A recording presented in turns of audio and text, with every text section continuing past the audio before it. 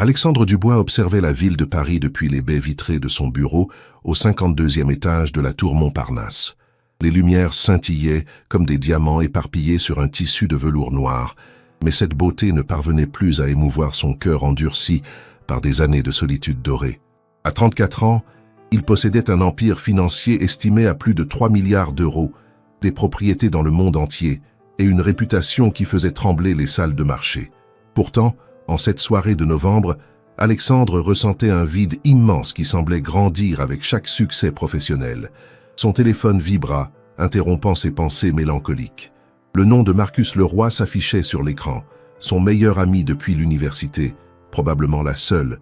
Personne au monde qui osait encore lui dire ces 4 vérités. Alexandre décrocha avec un soupir résigné, sachant pertinemment que Marcus allait encore une fois essayer de le convaincre de sortir de sa tour d'ivoire. « Alexandre, mon vieux, tu ne peux pas continuer à vivre comme un ermite », commença Marcus sans préambule, sa voix chaleureuse résonnant dans le bureau silencieux. « J'ai organisé quelque chose pour toi demain soir. Un rendez-vous à l'aveugle avec une fille formidable que ma femme a rencontrée à son cours de peinture. » Alexandre ferma les yeux, massant ses tempes avec ses doigts. Les tentatives de Marcus pour lui trouver une compagne étaient devenues une routine mensuelle, et chaque fois, Alexandre trouvait une excuse pour éviter ces rencontres qui ne menaient nulle part. Les femmes qu'il rencontrait habituellement étaient soit intéressées par sa fortune, soit impressionnées par son statut social. Mais aucune ne semblait voir l'homme derrière le milliardaire. « Marcus, tu sais très bien que ces rendez-vous arrangés ne mènent jamais à rien », protesta Alexandre, tournant le dos à la fenêtre pour s'asseoir dans son fauteuil en cuir italien. La dernière fois, cette femme a passé toute la soirée à me parler de ses projets d'investissement immobilier. Elle avait même apporté un dossier de présentation. Si vous appréciez cette histoire jusqu'à présent, n'hésitez pas à laisser un « j'aime » pour nous. Encouragez à continuer. Et dites-nous dans les commentaires, que pensez-vous d'Alexandre jusqu'à présent? Vous semble-t-il sympathique malgré sa richesse et sa solitude? Marcus éclata de rire à l'autre bout du fil. « Écoute, Alexandre, je te promets que cette fois c'est différent. Isabelle, c'est la fille en question. Elle n'a aucune idée de qui tu es vraiment. Ma femme lui a simplement dit que tu étais un homme d'affaires sympathique, à la recherche d'une compagnie agréable. Elle ne connaît ni ton nom de famille, ni ton empire financier. C'est l'occasion parfaite pour toi de rencontrer quelqu'un qui s'intéressera à Alexandre l'homme, pas à Alexandre le milliardaire. » Cette perspective intrigua Alexandre malgré lui. Depuis combien de temps n'avait-il pas eu une conversation authentique avec quelqu'un qui ne connaissait pas sa réputation? Il se souvenait à peine de la sensation d'être apprécié pour sa personnalité plutôt que pour son compte en banque. « Où et quand ?» demanda-t-il finalement, surpris par sa propre acceptation. Il pouvait presque sentir le sourire triomphant de Marcus à travers le téléphone. « Demain soir, 19h, au café Le Procope, dans le 6e arrondissement. C'est un endroit simple, chaleureux, parfait pour une première rencontre. Et Alexandre, essaye de ne pas arriver en Bentley, d'accord? Prends le métro ou un taxi ordinaire. » Alexandre promit, amusé malgré lui par les recommandations de son ami. Après avoir raccroché, il resta longtemps assis dans son bureau, contemplant cette décision impulsive qui pourrait changer le cours de sa soirée du lendemain. Le lendemain, Alexandre se regarda dans le miroir de sa suite au Ritz, hésitant sur le choix de ses vêtements. Habituellement, il portait des costumes sur mesure qui coûtaient plus cher que le salaire mensuel de la plupart des gens, mais ce soir, il voulait paraître accessible, normal. Il opta finalement pour un jean sombre de bonne qualité, une chemise blanche simple et un pull en cachemire bleu marine. Même dans cette tenue décontractée, il conservait une élégance naturelle qui trahissait ses origines privilégiées. Mais c'était un début. Il glissa sa montre Patek Philippe dans sa poche et choisit une montre plus simple, celle que son père lui avait offerte pour ses 20 ans, avant que la fortune ne transforme leur relation en un jeu de pouvoir permanent. En sortant de l'hôtel, Alexandre hésita un instant devant sa Bentley dont le chauffeur l'attendait comme chaque soir. « Bonsoir, monsieur Dubois. Où souhaitez-vous vous rendre ce soir ?» demanda Georges, son chauffeur depuis plus de 10 ans. « En fait, Georges, je vais prendre le métro ce soir. Profitez de votre soirée. » Le visage du chauffeur exprima une surprise polie, mais il se contenta de hocher la tête respectueusement. Alexandre n'avait pas pris le métro depuis ses années d'étudiant, et redécouvrir cette expérience lui procura une sensation étrange de liberté. Anonyme parmi la foule des voyageurs, il observait les visages fatigués des travailleurs rentrant chez eux, les couples qui se tenaient la main, les étudiants plongés dans leurs livres. Arrivé devant le café Le Procope, Alexandre sentit une nervosité inhabituelle s'emparer de lui. Ce petit établissement aux murs chargés d'histoire contrastait drastiquement avec les restaurants étoilés qu'il fréquentait habituellement. Les tables en bois patinées par le temps, les banquettes en velours rouge légèrement usées et l'atmosphère décontractée lui rappelaient ses années d'université, quand la vie était plus simple et les relations plus authentiques. Il poussa la porte en bois et fut accueilli par la chaleur du lieu et le murmure des conversations. Le serveur, un homme d'âge mûr au sourire bienveillant, s'approcha de lui. « Bonsoir, monsieur. Vous avez réservé ?» Alexandre hocha la tête, donnant le nom sous lequel Marcus avait réservé, et fut conduit vers une table près de la fenêtre. Installé à sa table, Alexandre commanda un verre de vin rouge ordinaire, refusant instinctivement la carte des grands crus que le serveur lui proposait.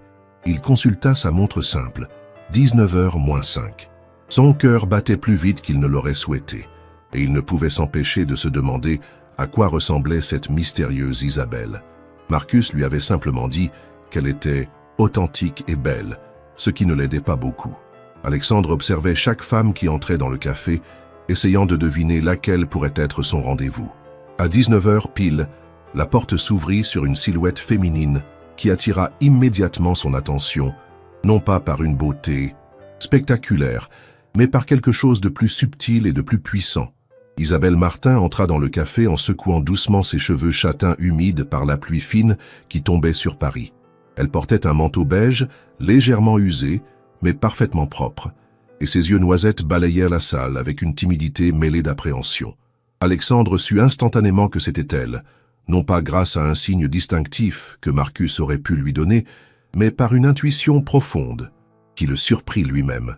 Quand leurs regards se croisèrent, il ressentit une émotion qu'il n'avait pas éprouvée depuis des années, un mélange de nervosité, d'excitation et de vulnérabilité qui lui coupa presque le souffle.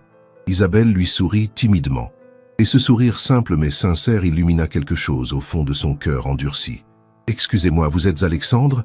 demanda-t-elle en s'approchant de sa table, sa voix douce teintée d'un léger accent du sud de la France. Alexandre se leva immédiatement, manquant de renverser son verre de vin dans sa précipitation. « Oui, c'est moi, et vous devez être Isabelle. Je vous en prie, asseyez-vous. » Il l'aida à retirer son manteau, remarquant la simplicité de sa robe bleu marine, élégante malgré son prix manifestement modeste. Quand elle s'assit en face de lui, Alexandre fut frappé par sa beauté naturelle, dénuée de tout artifice. Pas de bijoux coûteux, pas de maquillage sophistiqué, juste une femme authentique, avec des yeux expressifs et un sourire qui semblait venir du cœur. « Je dois vous avouer que je suis assez nerveuse », admit Isabelle en riant doucement, ses mains jouant avec la serviette en tissu. « Cela fait longtemps que je n'ai pas eu de rendez-vous. En fait, c'est la première fois que j'accepte un rendez-vous à l'aveugle. » Alexandre sourit, rassuré par cette confession qui faisait écho à sa propre nervosité. « Moi aussi, je dois l'admettre. Mon ami Marcus peut être très persuasif quand il s'y met. » Ils échangèrent un sourire complice, et Alexandre sentit une partie de sa tension s'évaporer. Il y avait quelque chose de réconfortant dans la simplicité de cette femme, dans son absence totale de prétention ou de calcul. Le serveur s'approcha pour prendre la commande d'Isabelle, et Alexandre observa avec attention sa façon de consulter la carte. Elle étudiait les prix avec une discrétion qui ne lui échappa pas, et il comprit qu'elle calculait mentalement ce qu'elle pouvait se permettre. « Je vais prendre une salade verte et un verre d'eau, s'il vous plaît, » dit-elle finalement. Alexandre intervint immédiatement, avec une délicatesse qui le surprit lui-même. « En fait, j'ai une faim de loup ce soir.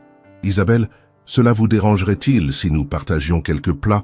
J'ai entendu dire que les spécialités de la maison sont excellentes, et j'aimerais goûter à plusieurs choses. » Il vit dans ses yeux un mélange de gratitude et de fierté blessée, et il se dépêcha d'ajouter « J'insiste vraiment, cela me ferait plaisir. » Isabelle accepta finalement, et ils commandèrent ensemble un assortiment de plats traditionnels français. Pendant que le serveur notait leur commande, Alexandre ne pouvait s'empêcher d'observer cette femme qui commençait déjà à bouleverser quelque chose en lui. Sa façon de remercier le serveur avec une politesse sincère, ses gestes mesurés mais gracieux, et surtout cette lumière dans ses yeux qui parlait d'une richesse intérieure qu'aucune fortune ne pouvait acheter. « Alors, Alexandre, dit-elle une fois qu'ils furent seuls, Marie-Claire m'a dit que vous étiez dans les affaires. C'est un domaine que je connais mal mais qui doit être passionnant. En fait, répondit Alexandre, choisissant ses mots avec soin, je travaille dans la finance. C'est, comment dire, moins glamour que cela en a l'air. Il ne mentait pas techniquement, mais il omettait volontairement l'ampleur de son empire. Et vous, Isabelle, qu'est-ce qui vous passionne dans la vie? Les yeux d'Isabelle s'illuminèrent immédiatement et Alexandre comprit qu'il avait touché quelque chose d'important. Je suis institutrice dans une école primaire du 19e arrondissement. J'enseigne à des enfants de 7 et 8 ans. C'est toute ma vie, vraiment. Ces petits bonshommes et ces petites filles me donnent une énergie incroyable chaque jour. L'enthousiasme. Dans sa voix était communicatif, et Alexandre se surprit à l'écouter avec une attention qu'il n'avait plus accordée à personne depuis longtemps. Vous savez, continua Isabelle, ces enfants viennent souvent de familles modestes et parfois difficiles, mais ils ont une soif d'apprendre, une curiosité naturelle qui me rappelle chaque jour pourquoi j'ai choisi ce métier. Hier, par exemple, un de mes élèves, Malik, qui a des difficultés en lecture, a réussi à lire un livre entier pour la première fois. Le sourire qu'il avait, c'était magique. Alexandre l'écoutait, fasciné par cette passion authentique qui contrastait si fortement avec les conversations superficielles qu'il avait l'habitude d'entendre dans son milieu. « Cela doit être gratifiant, » dit-il sincèrement, « d'avoir un tel impact sur la vie de ses enfants. » Isabelle hocha la tête, mais son sourire se teinta d'une légère mélancolie. « Oui, c'est vrai, mais parfois c'est aussi frustrant. Nous manquons tellement de moyens, les classes sont surchargées, nous n'avons pas assez de matériel pédagogique, et certains enfants arrivent à l'école le ventre vide. » Alexandre sentit quelque chose se serrer dans sa poitrine. Cette femme parlait d'un monde qu'il avait complètement oublié, un monde où les problèmes étaient réels et tangibles, où l'argent n'était pas un concept abstrait, mais une nécessité quotidienne. Leurs plats arrivèrent, et la conversation se poursuivit naturellement. Alexandre découvrait une femme cultivée, drôle et profondément humaine. Elle lui racontait des anecdotes sur ses élèves avec une tendresse qui le touchait, et il se surprenait à rire de bon cœur pour la première fois depuis des mois. « Et vous, Alexandre ?» demanda-t-elle en coupant délicatement son poisson. « Qu'est-ce qui vous passionne en dehors du travail? Vous avez des hobbies, des centres d'intérêt ?» La question le prit au dépourvu. Depuis quand n'avait-il pas eu de vraie passion? Ses journées étaient rythmées par les réunions, les décisions stratégiques, les acquisitions d'entreprises. Que faisait-il pour le plaisir? « J'aime lire », répondit-il finalement, se raccrochant à une activité qu'il pratiquait encore, même si c'était souvent pour se tenir informé des tendances du marché. La littérature classique, principalement. Et j'aime aussi la musique classique. J'ai pris des cours de piano étant enfant, mais je n'ai plus touché un clavier depuis des années. Il y avait une tristesse dans sa voix qu'Isabelle ne manqua pas de remarquer. « Il n'est jamais trop tard pour recommencer », dit-elle doucement. « Moi, j'ai appris la guitare il y a seulement 2 ans. J'en joue le soir, après les corrections de copie. C'est ma façon de décompresser. » Alexandre l'imagina dans un petit appartement, corrigeant les devoirs de ses élèves à la lueur d'une lampe, puis prenant sa guitare pour jouer quelques accords. Cette image d'une vie simple mais riche de sens le bouleversa plus qu'il ne l'aurait cru possible. « Vous jouez quoi comme musique ?» demanda-t-il, véritablement intéressé. « Un peu de tout. Des chansons françaises, du folk, parfois des morceaux que j'invente. Rien de très sophistiqué, mais cela me fait du bien. » Elle rougit légèrement comme si elle venait de révéler quelque chose d'intime. « J'aimerais beaucoup vous entendre jouer un jour, » dit Alexandre spontanément, puis il rougit à son tour, réalisant qu'il venait de suggérer une prochaine rencontre. Le dîner se poursuivit dans une atmosphère de plus en plus détendue. Isabelle avait cette capacité rare de mettre les gens à l'aise, de créer une bulle d'intimité même dans un lieu public. Alexandre se surprenait à lui parler de choses qu'il n'avait jamais confiées à personne, de sa solitude, de ses questionnements sur le sens de sa vie, de ses regrets concernant sa relation avec son père. « Mon père, » dit-il en tournant son verre de vin entre ses mains, « c'était un homme dur, obsédé par la réussite financière. Il m'a transmis son empire, mais aussi sa froideur. Parfois, je me demande si j'ai réellement choisi ma vie ou si je ne fais que suivre un chemin tracé d'avance. » Isabelle l'écouta avec une attention bienveillante, sans jugement. « Vous savez, Alexandre, » dit-elle finalement, « il n'est jamais trop tard pour changer de cap. Vous semblez être quelqu'un de bien, quelqu'un qui s'interroge sur le sens de ses actions. C'est déjà beaucoup. » Ces mots simples touchèrent Alexandre plus profondément que tous les compliments qu'il avait pu recevoir sur ses succès professionnels. Cette femme voyait en lui quelque chose que lui-même avait oublié, sa humanité. « Et vous, Isabelle, demanda-t-il, vous n'avez jamais eu envie d'autre chose, de voyager et de vivre une vie plus confortable ?» Un sourire mélancolique passa sur le visage d'Isabelle. « Bien sûr, j'ai des rêves. J'aimerais voyager, découvrir le monde, peut-être écrire des livres pour enfants. Mais vous savez, le bonheur ne se trouve pas forcément dans le confort matériel. J'ai mes élèves, mes amis, ma petite routine. C'est simple, mais c'est ma vie. » Alexandre fut frappé par cette sagesse tranquille, cette capacité à trouver la joie dans les petites choses. Il repensa à sa propre existence, à ses possessions multiples qu'il n'utilisait jamais, à ses voyages en jet privé vers des destinations qu'il ne prenait même plus le temps d'apprécier. « Vous avez une façon de voir les choses qui est rafraîchissante, » dit-il sincèrement. « Dans mon milieu, tout le monde court après toujours plus d'argent, plus de pouvoir, plus de reconnaissance. Mais vous semblez avoir trouvé un équilibre. » Isabelle secoua doucement la tête. « Je ne suis pas parfaite, Alexandre. J'ai mes moments de doute, mes inquiétudes. Parfois, je me demande si je pourrais payer mon loyer le mois prochain, ou si je ne passe pas à côté de quelque chose d'important en restant dans ma zone de confort. Mais au final, je préfère une vie authentique, même imparfaite, à une existence dorée mais vide. » Ces paroles résonnèrent dans l'esprit d'Alexandre avec une force qu'il n'attendait pas. Cette femme venait de résumer en quelques mots ce qu'il ressentait depuis des années sans parvenir à le formuler. Sa vie était dorée mais vide. Il la regardait parler, ses yeux expressifs s'animant selon ses émotions, ses mains gracieuses accompagnant ses paroles, et il réalisait qu'il était en train de tomber amoureux. Non pas de l'amour superficiel et éphémère qu'il avait connu jusqu'alors, mais de quelque chose de plus profond, de plus authentique, qui naissait de la reconnaissance mutuelle de deux âmes compatibles. La soirée touchait à sa fin, et Alexandre ne voulait pas que ce moment magique se termine. « Isabelle, » dit-il en se penchant légèrement vers elle, « je dois vous avouer quelque chose. Cette soirée a été extraordinaire.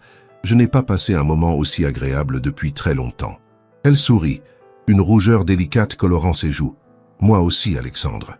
Vous êtes différent de ce que j'imaginais. Plus sensible, plus profond. » Ils se regardèrent en silence pendant quelques secondes, et Alexandre sentit que quelque chose d'important était en train de se jouer entre eux. « Est-ce que vous accepteriez de me revoir ?» demanda-t-il, sa voix trahissant une nervosité qu'il n'arrivait pas à dissimuler. « J'aimerais beaucoup vous faire découvrir d'autres endroits. Continuez cette conversation. » Isabelle hésita un instant, et Alexandre crut que son cœur allait s'arrêter de battre. « Oui, » dit-elle finalement, « j'aimerais beaucoup aussi. » Le soulagement et la joie envahirent Alexandre avec une intensité qu'il n'avait jamais ressentie. Il avait l'impression qu'une nouvelle page de sa vie venait de s'ouvrir, une page où l'amour véritable pourrait enfin trouver sa place. Il insista pour payer l'addition, malgré les protestations polies d'Isabelle, et ils sortirent ensemble dans la nuit parisienne. La pluie avait cessé et les rues luisaient sous les réverbères. « Je peux vous raccompagner ?» proposa Alexandre. « J'habite près du métro République, » répondit Isabelle. « Ce n'est pas très loin, mais si cela ne vous dérange pas... » Ils marchèrent côte à côte dans les rues de Paris, leurs pas s'accordant naturellement, leur conversation se poursuivant avec la même fluidité qu'au restaurant. Alexandre découvrait la ville sous un angle différent, à travers les yeux d'Isabelle qui lui montraient de petits détails qu'il n'avait jamais remarqués. Une façade art déco, un chat endormi sur un rebord de fenêtre, la beauté des reflets dans les flaques d'eau. Arrivé devant l'immeuble d'Isabelle, un bâtiment ancien mais bien entretenu dans une rue tranquille, ils s'arrêtèrent, tous deux conscients que ce moment marquait la fin de leur première rencontre. « Merci pour cette soirée merveilleuse, » dit Isabelle, ses yeux brillant dans la lumière douce du réverbère. « J'ai passé un moment vraiment spécial. » Alexandre sentit son cœur se gonfler d'une émotion qu'il n'arrivait pas à nommer. « Moi aussi, Isabelle, plus que vous ne pouvez l'imaginer. » Il hésita un instant, puis se pencha doucement vers elle. Leurs lèvres se frôlèrent dans un baiser tendre et innocent, chargé de toute la promesse des sentiments naissants. Quand ils se séparèrent, Alexandre avait l'impression que le monde avait changé autour de lui. « Je vous appelle demain ?» demanda-t-il, espérant ne pas paraître trop empressé. « Oui », répondit Isabelle avec un sourire radieux. « J'aimerais beaucoup. » Elle entra dans son immeuble, et Alexandre resta quelques instants sur le trottoir, regardant les fenêtres s'éclairer au 3e étage. Il imagina Isabelle dans son appartement, se préparant pour la nuit, peut-être en repensant à leur soirée comme lui-même le faisait. Pour la première fois depuis des années, Alexandre Dubois se sentait vivant, véritablement vivant. Le trajet du retour vers son hôtel lui parut différent. Les rues de Paris avaient une beauté nouvelle, une poésie qu'il n'avait jamais remarquée. Il prit le métro comme à l'aller, mais cette fois-ci, il observait les autres passagers avec une curiosité bienveillante. Il y avait tant de vie, tant d'histoires dans cette ville qu'il pensait connaître. Arrivé dans sa suite au Ritz, Alexandre contempla le luxe qui l'entourait avec un regard neuf. Ses meubles précieux, ses œuvres d'art, ses tissus coûteux lui semblaient soudain froids et impersonnels. Il repensa à la chaleur simple du café Le Procope, à la sincérité d'Isabelle, à cette connexion authentique qu'il avait ressentie avec elle. Il s'installa dans son fauteuil préféré, un verre de whisky à la main, et réfléchit à cette soirée qui avait bouleversé quelque chose en lui. Isabelle ne savait rien de sa fortune, de son statut social, de son pouvoir. Elle l'avait apprécié pour lui-même, pour l'homme qu'il était au-delà de tous ses attributs extérieurs. Cette expérience lui donnait un aperçu de ce que pouvait être une relation authentique, basée sur des sentiments véritables plutôt que sur l'intérêt ou la fascination pour sa richesse. Il se demanda combien de temps il pourrait maintenir ce mensonge par omission et quelles seraient les conséquences quand Isabelle découvrirait la vérité sur son identité. Ses pensées l'accompagnèrent jusque dans son sommeil, un sommeil plus paisible qu'il n'en avait connu depuis longtemps. Il rêva d'Isabelle, de sa voix douce, de son rire cristallin, de ses yeux noisettes qui semblaient voir au-delà des apparences. Il rêva aussi d'une vie différente, d'un bonheur simple fait de petits moments partagés, de conversations authentiques et de sentiments sincères. Au réveil, Alexandre sut que sa vie venait de prendre un tournant décisif. Cette femme exceptionnelle avait réveillé en lui des émotions qu'il croyait mortes, et il était prêt à tout pour préserver ce bonheur naissant, même si cela impliquait de repenser complètement son mode de vie. La journée qui suivit fut particulièrement difficile pour Alexandre. Il tentait de se concentrer sur ses affaires, sur les décisions importantes qu'il devait prendre concernant l'acquisition d'une nouvelle entreprise, mais ses pensées revenaient sans cesse à Isabelle. Son assistante, Madame Rousseau, une femme d'une efficacité redoutable qui travaillait pour lui depuis 10 ans, remarqua immédiatement son état d'esprit inhabituel. « Monsieur Dubois », dit-elle en entrant dans son bureau avec une pile de documents, « vous semblez différent aujourd'hui. Tout va bien ?» Alexandre leva les yeux de son écran d'ordinateur, réalisant qu'il fixait le même tableau financier depuis une demi-heure sans rien voir. « Madame Rousseau », dit-il après un moment d'hésitation, « avez-vous déjà été amoureuse ?» La question surprit visiblement son assistante, qui faillit lâcher les documents qu'elle tenait. « Monsieur Dubois, Oui, bien sûr.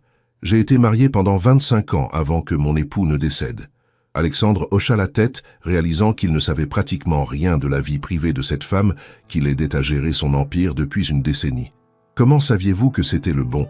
demanda-t-il avec une sincérité qui toucha Madame Rousseau. « Il me faisait rire, répondit-elle simplement, et il me voyait vraiment au-delà de mes défauts et de mes qualités. Il m'aimait pour ce que j'étais, pas pour ce que je pouvais lui apporter. » Ces mots résonnèrent profondément en Alexandre. « Vous avez rencontré quelqu'un, n'est-ce pas ?» demanda doucement Madame Rousseau.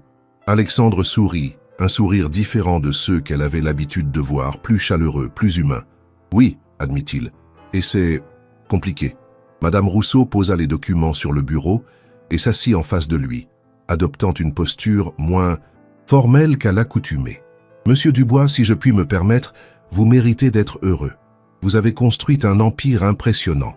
Vous avez réussi au-delà de ce que la plupart des gens peuvent imaginer. Mais je vous vois tous les jours, et je sais que vous n'êtes pas heureux. » Alexandre fut surpris par cette franchise, mais aussi touché par l'attention bienveillante de cette femme qu'il considérait uniquement comme une employée efficace. « Le problème, dit-il en se levant pour faire les 100 pas devant la fenêtre, c'est qu'elle ne sait pas qui je suis vraiment. Elle pense que je suis un homme d'affaires ordinaire. Si elle découvre ma véritable fortune, ma position sociale, comment saurais-je si elle m'aime pour moi-même ou pour ce que je représente ?» Madame Rousseau réfléchit un instant avant de répondre. « Peut-être que la question n'est pas de savoir si elle vous aimera quand elle découvrira votre richesse, mais plutôt de savoir si vous serez capable de rester l'homme qu'elle a appris à connaître. Cette remarque frappa Alexandre comme une révélation. Il n'avait jamais envisagé le problème sous cet angle. Cette conversation avec Madame Rousseau marqua un tournant dans la réflexion d'Alexandre. Il passa le reste de la journée à repenser à ses priorités, à ce qu'il voulait vraiment dans la vie. Vers 16 heures, il prit une décision qui l'étonna lui-même. Il annula tous ses rendez-vous de la fin de journée et quitta son bureau. Il avait envie de marcher, de respirer, de voir Paris avec les yeux d'Isabelle. Il se dirigea vers le 19e arrondissement, curieux de découvrir le quartier où elle enseignait, où elle vivait sa vie quotidienne. L'école primaire Jean-Baptiste Clément était un bâtiment de briques rouges, typique du début du XXe siècle. Alexandre s'arrêta devant les grilles, observant la cour de récréation où quelques enfants jouaient encore sous la surveillance d'une institutrice. Il imagina Isabelle dans cet environnement, avec ses élèves, leur transmettant sa passion pour l'apprentissage. À cet instant, il la vit sortir du bâtiment, un sac rempli de cahiers à la main, ses cheveux châtains brillant sous les derniers rayons du soleil. Elle n'était qu'à quelques mètres de lui, mais elle ne l'avait pas encore remarqué. Alexandre hésita un instant, puis décida de s'approcher. « Isabelle » appela-t-il doucement. Elle se retourna, et son visage s'illumina d'un sourire surpris, mais ravi. « Alexandre, qu'est-ce que vous faites ici ?» Elle semblait heureuse de le voir, mais aussi un peu perplexe. « J'avais fini plus tôt que prévu et j'ai eu envie de me promener dans votre quartier. J'espère que cela ne vous dérange pas. » Isabelle secoua la tête, son sourire s'élargissant. « Pas du tout, c'est une belle surprise. Vous voulez que je vous fasse visiter le quartier ? Il y a des endroits charmants par ici. » Ils se mirent à marcher ensemble, Isabelle lui montrant les petits commerces qu'elle fréquentait, la boulangerie où elle achetait son pain quotidien, le petit marché où elle faisait ses courses. Alexandre découvrait un Paris populaire et authentique, loin des quartiers huppés qu'il fréquentait habituellement.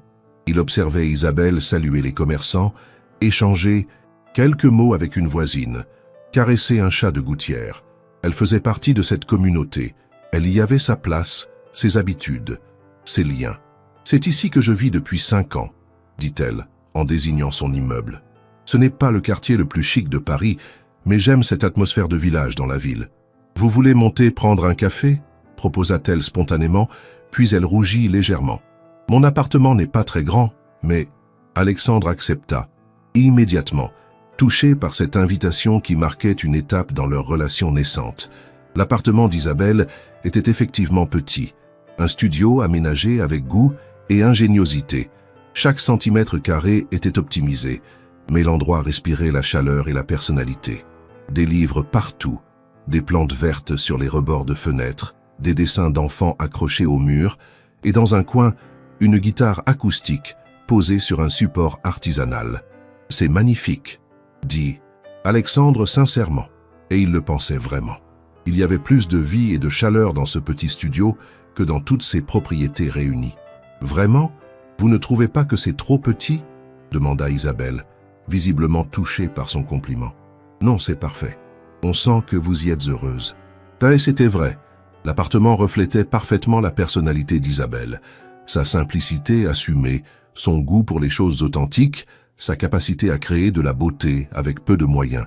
Isabelle prépara du café dans sa petite cuisine et Alexandre l'observait fasciné par ses gestes simples et efficaces. « Vous savez, » dit-elle en lui tendant une tasse, « hier soir, j'ai repensé à notre conversation. Vous m'avez parlé de votre sentiment de vide, de votre questionnement sur le sens de votre vie. J'ai trouvé cela très courageux. » Alexandre s'assit sur le petit canapé, touché par cette attention. « Courageux ? Je ne suis pas sûr. J'ai plutôt l'impression d'être perdu. » Isabelle s'installa à côté de lui, assez proche pour qu'il puisse sentir son parfum délicat, un mélange de fleurs et de vanille. « Vous savez, Alexandre, j'ai l'impression que vous vous sous-estimez. Hier, vous m'avez écouté parler de mon travail avec une attention que peu de gens me portent. Vous avez des questions intelligentes, un regard bienveillant sur les autres. Ce ne sont pas des qualités si communes. » Ces mots réchauffèrent le cœur d'Alexandre. Quand avait-il reçu pour la dernière fois des compliments sur sa personnalité plutôt que sur ses réussites professionnelles? « Isabelle, dit-il en posant sa tasse, puis-je vous poser une question indiscrète ?» Elle hocha la tête, intriguée. « Vous n'avez jamais été mariée? Jamais eu de relation sérieuse? Je trouve difficile de croire qu'une femme comme vous soit seule. » Isabelle sourit tristement. « J'ai été fiancée il y a 3 ans. » avec un homme que je pensais aimer, qui prétendait me comprendre. Mais quand il a obtenu un poste important dans une grande entreprise, il a commencé à me trouver pas assez sophistiqué pour son nouveau statut. Il voulait que je change, que je devienne quelqu'un d'autre. Un jour, il m'a dit que mon métier d'institutrice n'était pas assez valorisant pour une femme de dirigeant. Alexandre sentit une colère sourde monter en lui. Comment cet homme avait-il pu ne pas voir la valeur exceptionnelle d'Isabelle? « Je suis désolé, dit-il sincèrement. Cet homme était un imbécile. » Isabelle haussa les épaules. « C'est de l'histoire ancienne. Cette expérience m'a appris quelque chose d'important.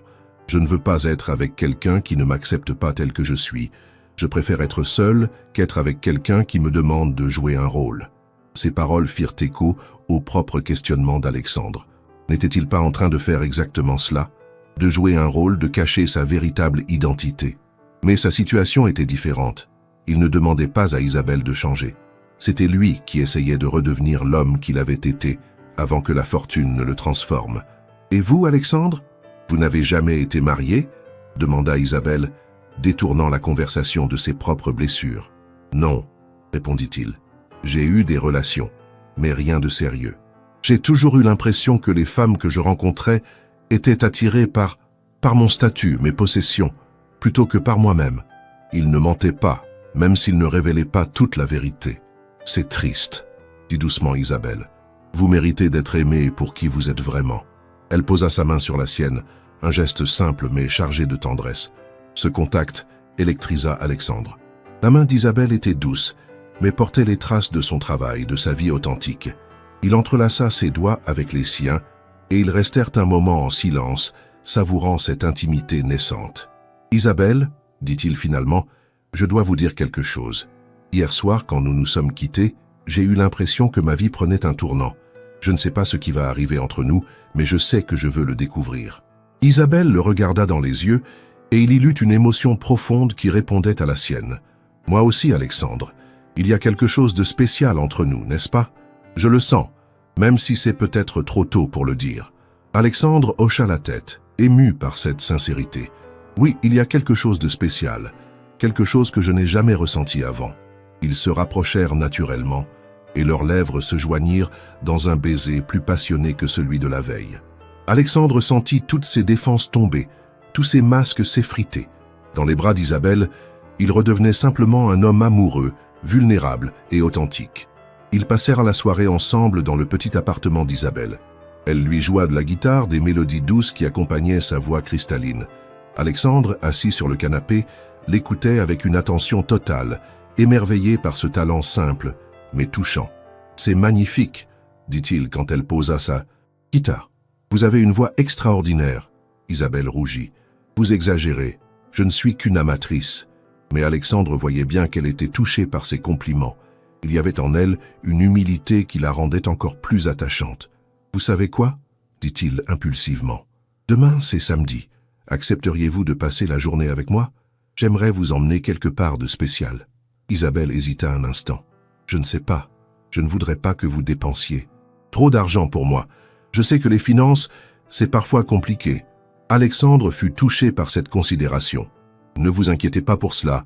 J'ai juste envie de partager quelque chose de beau avec vous. » Isabelle finit par accepter et ils convinrent qu'ils passeraient la prendre le lendemain matin à 10 heures. Alexandre rentra chez lui le cœur léger, mais aussi troublé par la culpabilité. Il aimait cette femme, il en était certain maintenant, mais il lui mentait par omission. Chaque moment qu'ils passaient ensemble renforçait ses sentiments, mais aussi sa peur qu'elle découvre la vérité. Dans sa suite au Ritz, il contempla son reflet dans le miroir. Qui était-il vraiment? Le milliardaire impitoyable qui dirigeait un empire financier, ou l'homme sensible et vulnérable qu'Isabelle faisait ressortir en lui? Pour la première fois de sa vie, Alexandre souhaitait pouvoir renoncer à sa fortune pour vivre une vie simple aux côtés de la femme qu'il aimait. Le lendemain matin, Alexandre se réveilla avec une nervosité inhabituelle. Il avait planifié quelque chose de spécial pour Isabelle, quelque chose qui lui permettrait de partager sa passion sans révéler l'ampleur de sa richesse. Il s'habilla simplement, comme la veille, et demanda à son chauffeur de le conduire dans le 19e arrondissement avec une voiture plus discrète qu'à l'habitude. Georges, son chauffeur, avait préparé une BMW noire, élégante mais pas ostentatoire. « Monsieur » « Dubois » dit Georges avec curiosité. Puis-je vous demander où nous allons aujourd'hui pour prévoir l'itinéraire? Alexandre sourit. Nous allons d'abord chercher une dame, puis direction Giverny. Quand Isabelle monta dans la voiture, Alexandre remarqua qu'elle portait une robe d'été légère, simple mais qui la rendait radieuse. « Bonjour Alexandre », dit-elle en l'embrassant sur la joue. « Vous êtes bien mystérieux avec votre destination secrète. » Alexandre lui prit la main. « Bonjour Belle. » Isabelle. « J'espère que vous aimez l'art impressionniste. » Les yeux d'Isabelle s'illuminèrent. « J'adore. Ne me dites pas que nous allons à Giverny ?» Alexandre acquiesça, ravi de sa réaction. « J'ai pensé que vous aimeriez voir les jardins de Monet. C'est la saison parfaite. » Le trajet vers Giverny fut merveilleux. Isabelle était fascinée par les paysages de l'Île-de-France et Alexandre redécouvrait ses beautés à travers ses yeux. Elle lui parlait de ses élèves, de leurs réactions quand elle leur montrait des reproductions d'œuvres impressionnistes. « Vous savez, dit-elle, j'ai toujours rêvé d'emmener ma classe visiter Giverny, mais le budget de l'école ne le permet pas. Les sorties scolaires coûtent cher et beaucoup de familles ont du mal à payer même une participation modeste. » Alexandre écouta attentivement, prenant note mentalement de cette information. Peut-être pourrait-il aider discrètement, sans révéler son identité. Arrivés à Giverny, Alexandre et Isabelle se promenèrent dans les jardins de la maison de Monet. L'endroit était magique, avec ses nymphéas flottant sur le bassin, ses saules pleureurs et ses ponts japonais. Isabelle était émerveillée, s'arrêtant devant chaque détail, chaque jeu de lumière. C'est exactement comme dans les tableaux, murmurait-elle. On comprend pourquoi Monet était si inspiré par cet endroit. Alexandre l'observait plus qu'il ne regardait les jardins. Le bonheur d'Isabelle était contagieux et il se sentait privilégié de pouvoir partager ce moment avec elle. « Alexandre, dit-elle soudain, merci. Merci de m'avoir amené ici. C'est un des plus beaux cadeaux qu'on m'ait jamais fait. » Elle se dressa sur la pointe des pieds pour l'embrasser et Alexandre sentit son cœur se gonfler d'amour. « C'est moi qui vous remercie, répondit-il. Vous me faites voir le monde différemment. » Ils déjeunèrent dans un petit restaurant du village, parlant d'art, de beauté, de leurs rêves. Alexandre découvrait en Isabelle une culture impressionnante, une sensibilité artistique qui n'avait rien à envier à celle des collectionneurs qu'il côtoyait habituellement. « Vous savez, dit Isabelle pendant le repas, j'aimerais un jour pouvoir offrir à mes élèves ce genre d'expérience. Leur montrer que l'art n'est pas réservé à une élite, que la beauté peut être accessible à tous. » Alexandre fut touché par cette générosité, cette volonté de partager ce qu'elle avait reçu. « Vous êtes une enseignante extraordinaire, dit-il sincèrement. Ces enfants ont beaucoup de chance de vous avoir. » Isabelle rougit. « Vous me surestimez. Je fais juste mon travail avec passion. » Le retour vers Paris se fit dans une atmosphère de complicité parfaite. Isabelle s'était assoupie contre l'épaule d'Alexandre et il ne bougeait pas de peur de troubler son sommeil. Il contemplait son visage paisible, ses traits fins, et il se demandait comment il avait pu vivre sans elle. Cette femme avait réveillé en lui des sentiments qu'il croyait inexistants. Elle lui avait montré qu'il était capable d'aimer et d'être aimé pour ce qu'il était vraiment. Quand ils arrivèrent devant l'immeuble d'Isabelle, le soleil commençait à décliner. « Cette journée a été parfaite, » dit-elle en se blottissant contre lui. « J'ai l'impression de vivre un rêve. » Alexandre caressa ses cheveux. « Moi aussi. Isabelle, je crois que je suis en train de tomber amoureux de vous. » Il avait dit ces mots spontanément, sans réfléchir, et il réalisa qu'il venait de franchir une ligne. Isabelle leva les yeux vers lui, et il y lut une émotion profonde. « Moi aussi, Alexandre. C'est fou, nous nous connaissons à peine, mais... » Elle n'eut pas besoin de finir sa phrase. Ils se comprenaient parfaitement. Ce soir-là, Alexandre ne rentra pas immédiatement à son hôtel. Il marcha dans les rues de Paris, repensant à cette journée parfaite, à cette femme extraordinaire qui bouleversait sa vie. Il se sentait à la fois comblé et terrifié. Comblé par cet amour naissant, terrifié par les conséquences qu'aurait inévitablement la révélation de son identité, car il faudrait bien qu'il lui dise la vérité un jour. La question était quand et comment, et surtout, Isabelle serait-elle capable de l'accepter tel qu'il était vraiment? Les jours qui suivirent furent les plus heureux de la vie d'Alexandre. Il voyait Isabelle presque tous les soirs, partageant avec elle des moments simples mais précieux. Il se promenait dans Paris, découvrait de petits restaurants, allait au cinéma ou simplement restait chez elle à parler jusqu'au bout de la nuit. Alexandre avait l'impression de redécouvrir la vie, de retrouver une partie de lui-même qu'il avait perdue en chemin. Il riait, il s'émerveillait, il aimait. Et plus il passait de temps avec Isabelle, plus il réalisait à quel point sa vie d'avant était vide et artificielle. Mais cette période idyllique était aussi marquée par une angoisse croissante. Alexandre devait constamment faire attention à ne pas révéler son vrai statut social. Il évitait certains quartiers de Paris où il risquait d'être reconnu, refusait les invitations à des événements mondains, mentait sur ses activités quotidiennes. Cette double vie commençait à peser sur lui, et il savait qu'il ne pourrait pas la maintenir indéfiniment. Isabelle commençait d'ailleurs à poser des questions sur son travail, sur sa famille, sur sa vie en général.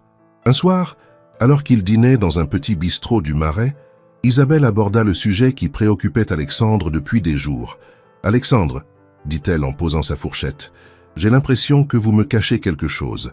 Chaque fois que je vous pose des questions sur votre travail, vous détournez la conversation. Est-ce que vous n'avez pas confiance en moi ?» Alexandre sentit son cœur se serrer.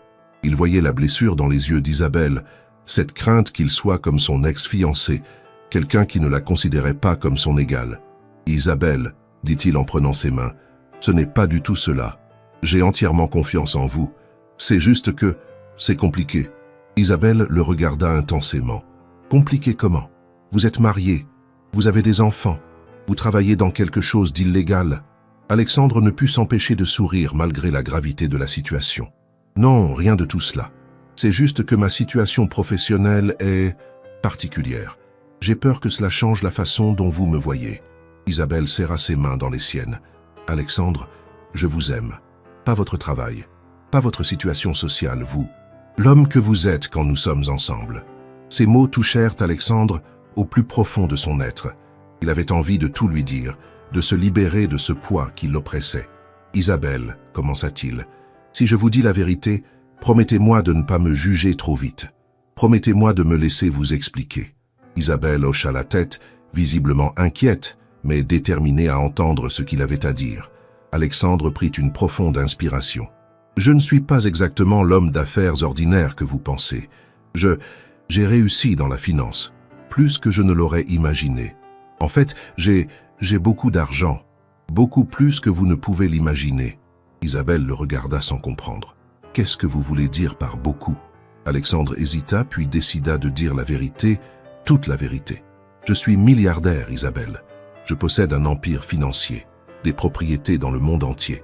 Mon nom complet est Alexandre Dubois. Et si vous cherchez ce nom sur Internet, vous découvrirez que je suis l'un des hommes les plus riches de France. » Le visage d'Isabelle passa par plusieurs expressions. Surprise, incrédulité, puis une forme de choc. Elle retira ses mains des siennes et se recula légèrement. « Vous plaisantez ?»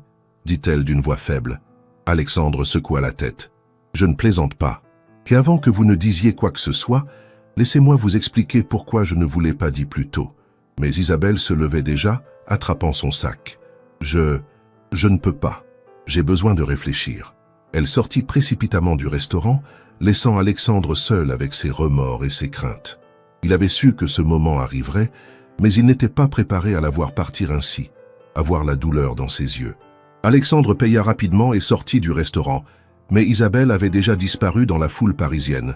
Il resta un moment sur le trottoir, désemparé, se demandant s'il venait de perdre la femme qu'il aimait. Son téléphone sonna. C'était Marcus. « Alexandre, comment ça va avec Isabelle ? Tu as l'air bizarre. » Alexandre soupira. « J'ai tout gâché, Marcus. Je lui ai dit la vérité. Et elle est partie. » Il y eut un silence à l'autre bout du fil. « Qu'est-ce que tu lui as dit exactement ?» Alexandre raconta la scène du restaurant et Marcus écouta sans l'interrompre. « Alexandre, dit finalement Marcus, tu as fait ce qu'il fallait faire. Tu ne pouvais pas lui mentir indéfiniment. Maintenant, il faut lui laisser le temps de digérer l'information. Cette fille t'aime, j'en suis certain. Elle reviendra. » Alexandre voulait croire aux paroles de son ami, mais il n'arrivait pas à chasser l'image d'Isabelle fuyant le restaurant, le choc et la déception peints sur son visage. Il rentra dans sa suite au Ritz, mais les murs luxueux lui semblaient plus oppressants que jamais. Il avait goûté au bonheur simple, et maintenant il se retrouvait seul avec sa fortune et ses regrets. Les 3 jours qui suivirent furent les plus longs de la vie d'Alexandre. Il essaya plusieurs fois d'appeler Isabelle, mais elle ne répondait pas. Il se rendit devant son école, mais elle n'était pas là. Il commença à penser qu'elle avait définitivement disparu de sa vie, qu'elle ne pourrait jamais accepter ce qu'il était vraiment. Cette pensée lui était insupportable.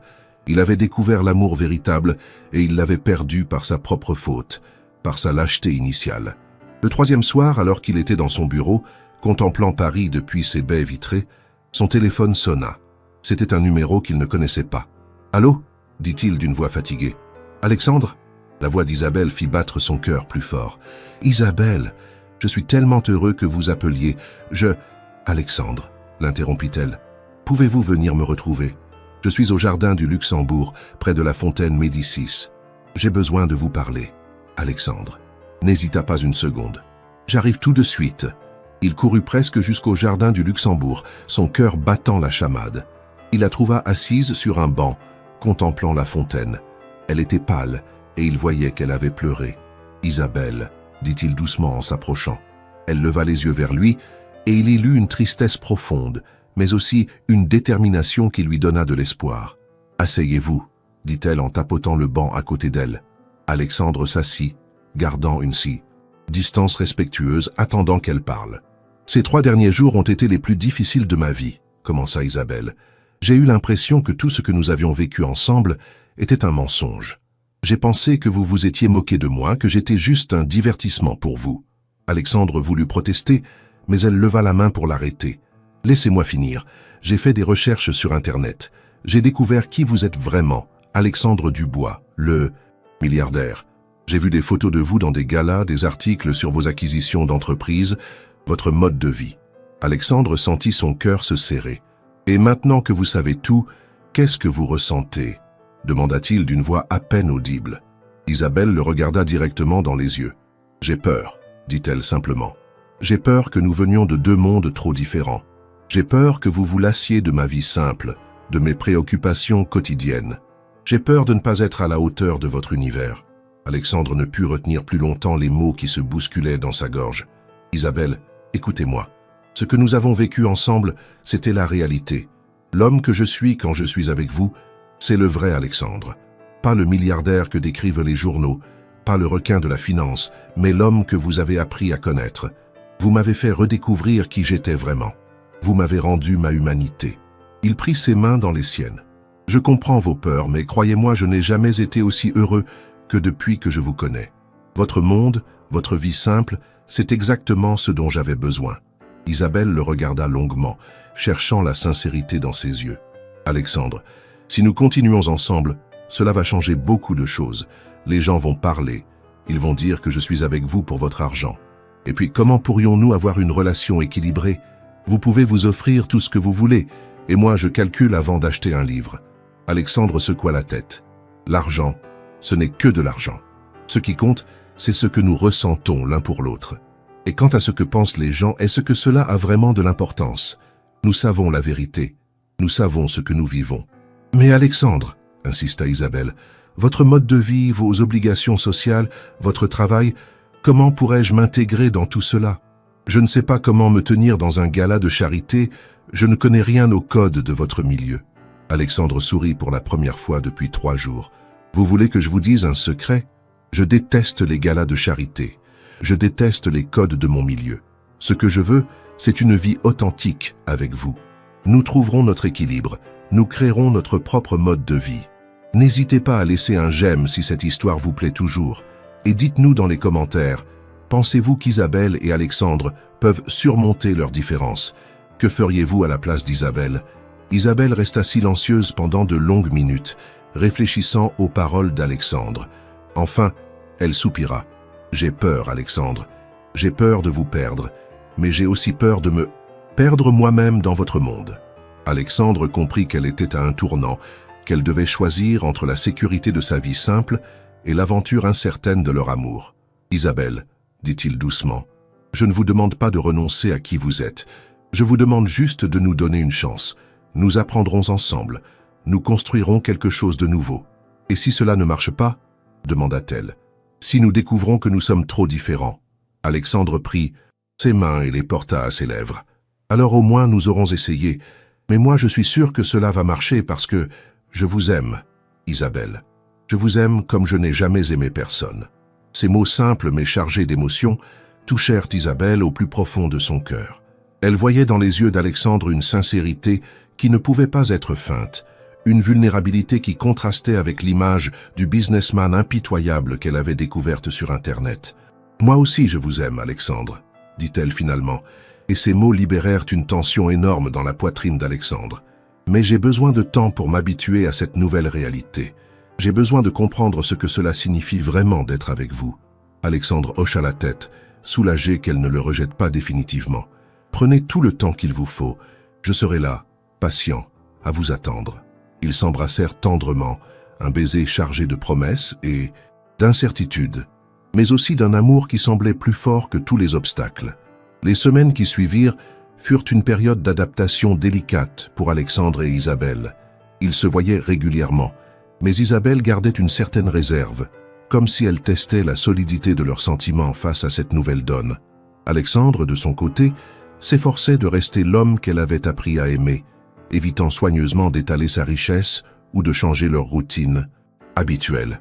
Il continuait à la retrouver dans les petits cafés qu'il fréquentait, prenait le métro pour venir la voir, portait des vêtements simples. Un soir, Isabelle aborda le sujet qui la préoccupait depuis leur réconciliation. « Alexandre, » dit-elle tandis qu'il se promenait le long de la Seine, « j'ai une question qui peut paraître stupide, mais pourquoi moi?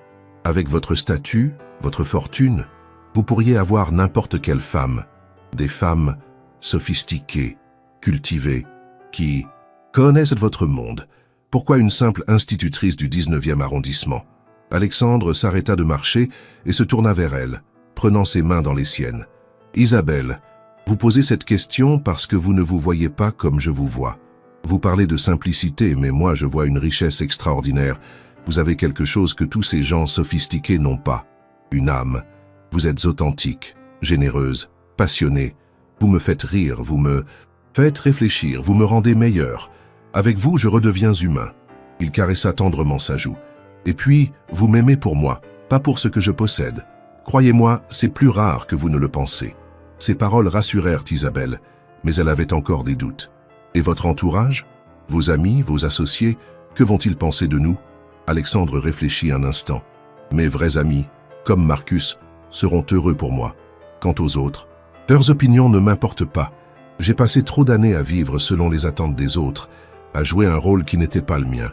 Avec vous, j'ai enfin trouvé qui je suis vraiment. » Il marqua une pause. « Mais je comprends vos inquiétudes. Si vous le souhaitez, nous pouvons y aller progressivement.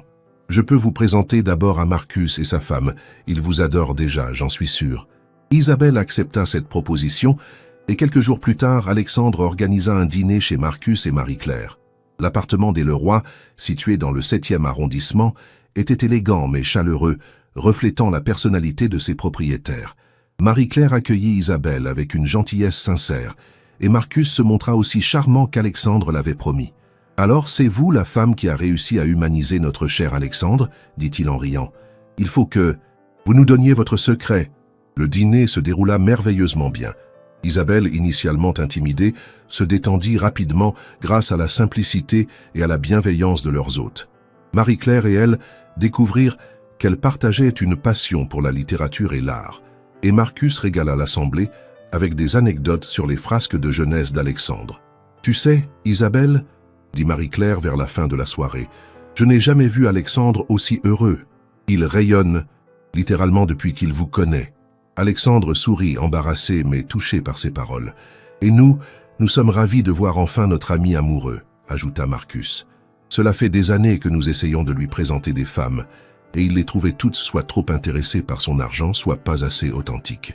Avec vous, il a trouvé l'équilibre parfait. » Ces témoignages d'amitié réchauffèrent le cœur d'Isabelle et l'aidèrent à comprendre qu'Alexandre n'était pas seulement un milliardaire solitaire, mais un homme entouré de vrais amis qui se souciaient de son bonheur. En rentrant chez Isabelle ce soir-là, Alexandre et elle firent un pas de plus dans leur relation. « Vos amis sont merveilleux, » dit Isabelle en préparant du thé dans sa petite cuisine. « Je comprends mieux maintenant pourquoi vous tenez tant à eux. » Alexandre l'observait, appuyé contre le comptoir. « Ils vous ont adopté immédiatement. Marcus m'a dit en aparté que vous étiez parfaite pour moi. » Isabelle rougit. « J'étais tellement nerveuse au début. J'avais peur de ne pas être à la hauteur. » Alexandre s'approcha d'elle et l'enlaça tendrement. « Isabelle, vous êtes parfaite exactement comme vous êtes. Ne changez jamais. » Cette soirée marqua un tournant dans leur relation.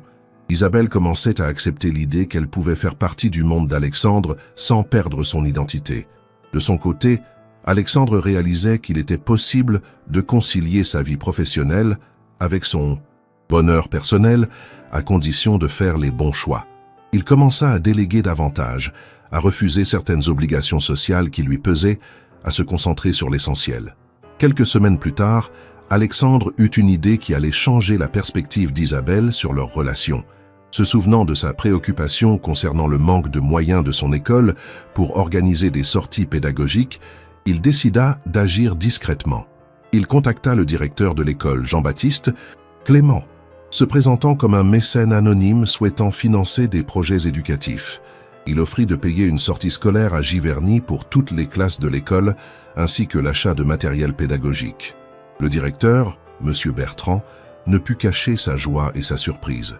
C'est inespéré. Nous rêvions de pouvoir offrir ce genre d'expérience à nos élèves, mais notre budget ne le permettait pas. Vos élèves ont beaucoup de chance. Alexandre insista pour que son anonymat soit préservé, prétextant qu'il préférait agir dans l'ombre. En réalité, il voulait qu'Isabelle découvre cette surprise naturellement, sans savoir qu'il en était à l'origine. Quelques jours plus tard, Isabelle arriva chez Alexandre rayonnante d'excitation. « Alexandre, vous ne devinerez jamais ce qui s'est passé à l'école aujourd'hui, » dit-elle en se jetant dans ses bras. « Un mécène anonyme a offert à toute l'école une sortie à Giverny. Mes élèves vont pouvoir voir en vrai les jardins de Monet. Et, en plus, il a financé l'achat de nouveaux livres et de matériel artistique. C'est un miracle. » Alexandre sourit, ému de voir le bonheur d'Isabelle. « C'est merveilleux. Vos élèves vont être aux anges. » Il ne dit rien de son implication, préférant savourer la joie pure d'Isabelle. « Vous savez ce que cela signifie ?» continua Isabelle, les yeux brillants. « Malik, le petit garçon dont je vous ai parlé, celui qui a des difficultés en lecture, va pouvoir découvrir les lieux qui ont inspiré les plus grands peintres. Et Sarah, qui dessine si bien mais n'a jamais quitté le quartier, va voir de vrais nymphéas. C'est comme si quelqu'un avait exaucé mes vœux les plus chers. » Alexandre la serra contre lui, profondément ému par cette générosité naturelle qui caractérisait Isabelle. Elle ne pensait qu'au bonheur de ses élèves, jamais à elle-même. Cette expérience conforta Alexandre dans sa décision d'utiliser sa fortune de manière plus constructive.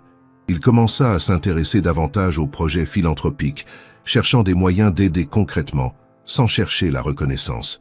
L'amour d'Isabelle l'avait transformé, lui avait donné envie de mettre ses ressources au service de causes qui avaient du sens.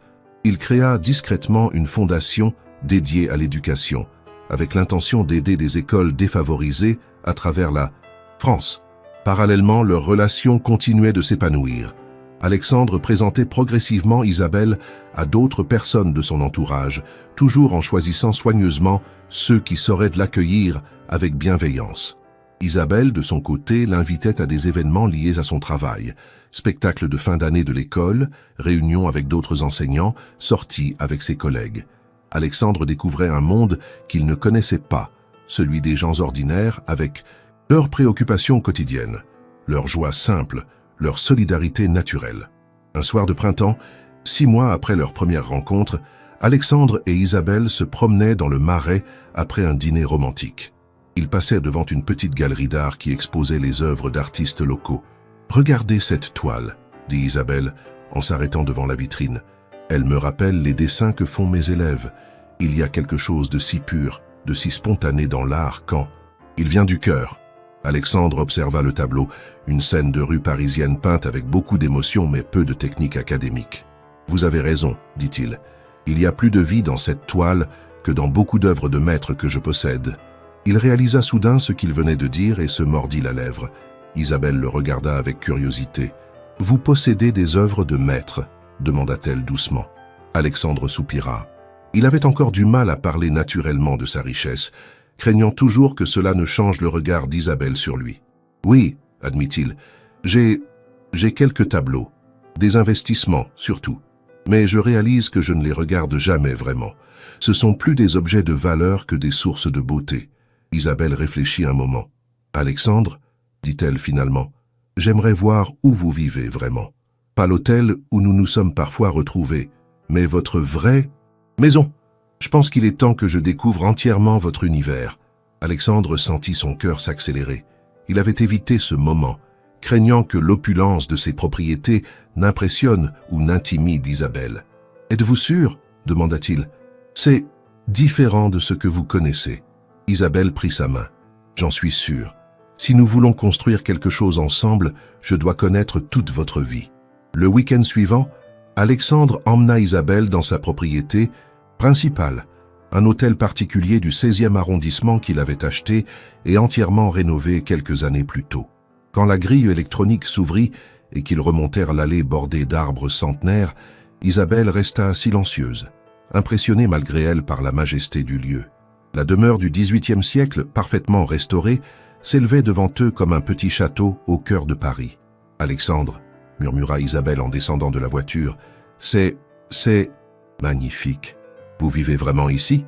Alexandre hocha la tête, soudain embarrassé par ce luxe qu'il avait fini par considérer comme normal. « Oui, mais vous savez, c'est souvent bien trop grand pour moi seul.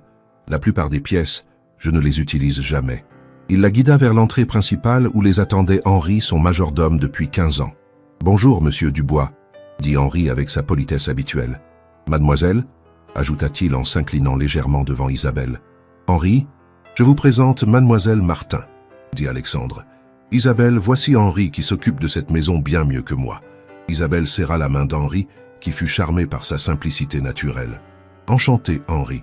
Cette demeure est vraiment splendide. » Henri sourit. « Merci, mademoiselle. Cela fait longtemps que monsieur n'avait pas reçu d'invité. Nous sommes très heureux de vous accueillir. » Alexandre rougit légèrement à cette remarque, mais il était touché de voir qu'Henri approuvait, visiblement, Isabelle. La visite de la propriété fut une révélation pour Isabelle. Chaque pièce était un chef-d'œuvre de décoration, alliant l'élégance classique française au confort moderne.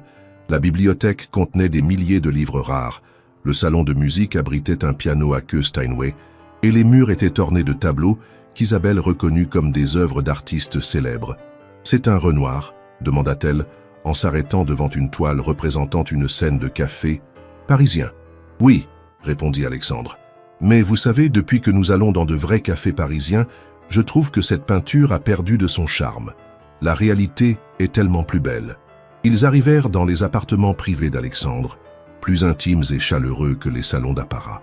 Sa chambre donnait sur un jardin à la française parfaitement entretenu, et depuis les fenêtres, on apercevait la tour Eiffel au loin. « C'est ici que vous vivez au quotidien ?» demanda Isabelle. « Oui, » répondit Alexandre. « C'est mon refuge. Mais même ici, je me sens souvent seul. Cette maison est belle, mais elle manque de vie, de chaleur humaine. » Il la regarda intensément. « Depuis que je vous connais, je rêve de partager tout cela avec quelqu'un qui saurait en apprécier la beauté sans en être ébloui. » Isabelle s'assit sur le canapé près de la fenêtre, contemplant le jardin. « Alexandre, c'est somptueux, vraiment. Mais j'avoue que cela me fait un peu peur. » Alexandre s'assit à côté d'elle, inquiet. « Peur ? Pourquoi ?» Isabelle soupira. « Comment pourrais-je me sentir chez moi dans un endroit pareil ? Mon appartement entier tiendrait dans votre dressing. J'ai l'impression d'être une intruse dans un musée. » Alexandre prit ses mains. « Isabelle, cette maison ce n'est que de la pierre et du marbre. Ce qui en fait un foyer, c'est la présence de la personne qu'on aime. Avec vous, elle deviendrait enfin vivante. » « Mais Alexandre, » protesta Isabelle, « vos domestiques, votre mode de vie, je ne sais même pas comment on s'adresse à un majordome. Et puis, que ferais-je de mes journées si j'habitais ici ? Je ne peux pas arrêter de travailler, mon métier fait partie de moi. » Alexandre la rassura. « Personne ne vous demande d'arrêter de travailler ou de changer qui vous êtes. Henri et les autres employés sont des gens simples et gentils. Quant au protocole, il n'y en a pas vraiment. Je vis de façon assez décontractée, vous savez. » Il marqua une pause. « Et si cet endroit vous met mal à l'aise, nous pouvons vivre ailleurs. J'ai d'autres propriétés plus modestes. » Cette proposition toucha Isabelle. Elle réalisait qu'Alexandre était prêt à adapter son mode de vie pour elle, qu'il ne cherchait pas à l'impressionner mais à la rassurer. « Montrez-moi le reste », dit-elle simplement. Ils continuèrent la visite, Alexandre expliquant l'histoire de chaque pièce, les raisons de ses choix décoratifs. Isabelle découvrait un homme de goût, certes habitué au luxe, mais qui savait apprécier la beauté sous toutes ses formes. Dans son bureau, elle remarqua des photos d'elle sur le bureau, à côté des documents d'affaires. « Vous avez mis mes photos dans votre bureau ?» demanda-t-elle, émue. Bien sûr, répondit Alexandre. Quand je travaille et que le stress monte, je regarde ces photos et je me rappelle ce qui compte vraiment. Isabelle fut touchée par cette attention.